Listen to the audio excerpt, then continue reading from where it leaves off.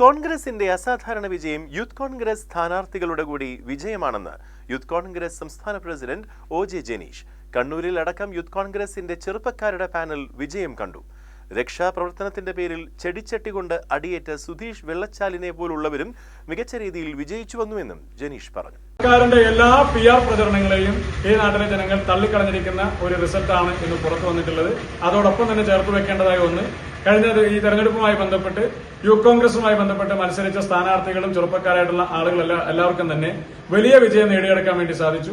കണ്ണൂർ ഉൾപ്പെടെയുള്ള ജില്ലകളിൽ വലിയ വിജയം നേടിയെടുക്കാൻ ഐക്യജനാധിപത്യ മുന്നണിക്ക് സാധിക്കുമ്പോൾ ആ കൂട്ടത്തിൽ ചെറുപ്പക്കാരായ സ്ഥാനാർത്ഥികളുടെ സ്ഥാനാർത്ഥിത്വവും വലിയ പങ്ക് വഹിച്ചിട്ടുണ്ട്.